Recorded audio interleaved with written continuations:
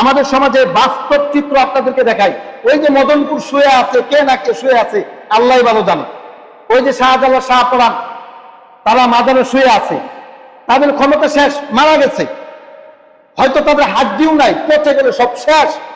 তাদের কাছে গিয়ে মানুষ সেজদা করে আর বলে, বাবা তুমি আমাকে সন্তান দাও, আমাকে সন্তান দাও। উত্তর দিতে পারে না, কবরে গিয়ে সেজদা দিচ্ছে। এমন মানুষ আমাদের সমাজে আছে না নাই? মদনপুর গিয়ে নাচানাচি করে এমন মানুষ আছে না নাই? ওইখানে মান্নত করে যে মদনপুর মান্নত করলে ব্যবসায় ভালো হবে, তারপরে সন্তান সুস্থ থাকবে, সন্তানের সব মাথা ছিলে ফেলে এইখানে একটু চুল রেখে দেয়। কেন? মদনপুর গিয়ে ছিলবে, এটা মান্নত করে। একটা মৃত ব্যক্তিকে সামনে নিয়ে নাচানাচি করে ওইখানে প্রার্থনা করে তাকে আল্লাহ বানিয়ে নিচ্ছে, আল্লাহ স্থানে বসিয়ে দিচ্ছে। আর দাজ্জাল এসে বলবে, আমি রব, আমি বৃষ্টি দিতে পারি, আমি ফসল ফলাতে পারি। তো এই জাতি তো তাকে মানবেই, স্বাভাবিক এটা। ওইখানে গিয়ে তো সেজদা দিবে। যেখানে কবরে সেজদা দেয়, ল্যাংটা বাবার মুরিদ পাওয়া যায় বাংলাদেশে, সেখানে দাজ্জালের মুরিদ পাওয়া যাবে না? অবশ্যই পাওয়া যাবে। তা দাজ্জালের সবচাইতে বড় ফিতনা হচ্ছে দাজ্জাল বৃষ্টি আনতে পারবে, ফসল ফলাতে পারবে। এই হাদিসটা রয়েছে সহিহ মুসলিমের 2937 নম্বর হাদিস। মনে রাখবেন, এটা আল্লাহর পক্ষ থেকে বিশাল এক বড় পরীক্ষা। এটা এমন এক পরীক্ষা যেটার মধ্যে মানুষ যখন পড়বে, এখান থেকে অনেকে বাঁচতে পারবে না। আমাদের মতো দুর্বল ইমানের অধিকারী যারা, তারা সেখানে পড়ে যাবে এবং ইমান হারা হয়ে যাবে। আল্লাহ তাআলা আমাদেরকে দাজ্জালের ফিতনা থেকে বেঁচে থাকার তৌফিক দান করুন, সকলে আমিন। শুধু তাই না, এই যে আপনারা নামাজ পড়তে এসেছেন, কষ্ট করে নামাজ পড়েন, রোজা রাখেন, হজ করেন, যাকাত করেন, দাজ্জালের হাতে জান্নাত থাকবে, দাজ্জালের হাতেই জাহান্নাম থাকবে।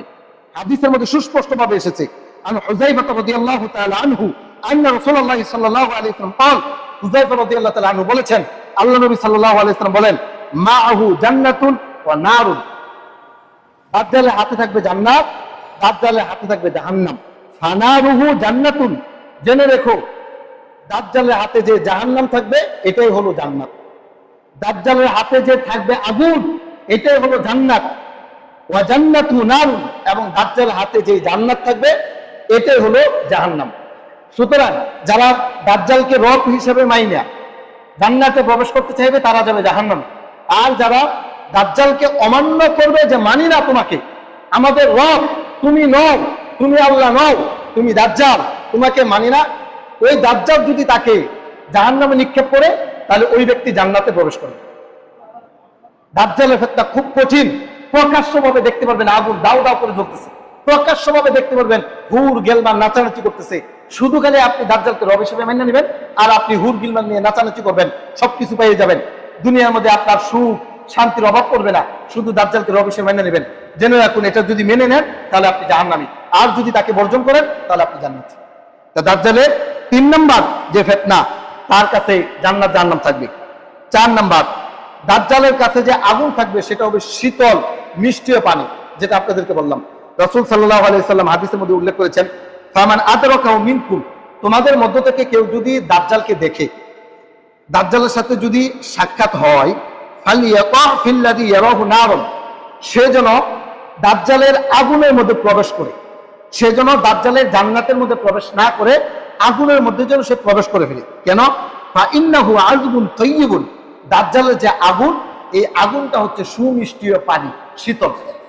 সুতরাং ঈমানদার যারা, তারা দাজ্জালকে অস্বীকার করবে, আর দাজ্জাল তাদেরকে জাহান্নামে নিক্ষেপ করতে চাইবে, সে জান্নাতে প্রবেশ করবে। এই হাদিসটা রয়েছে সহিহ মুসলিমের 2932 নম্বর হাদিস।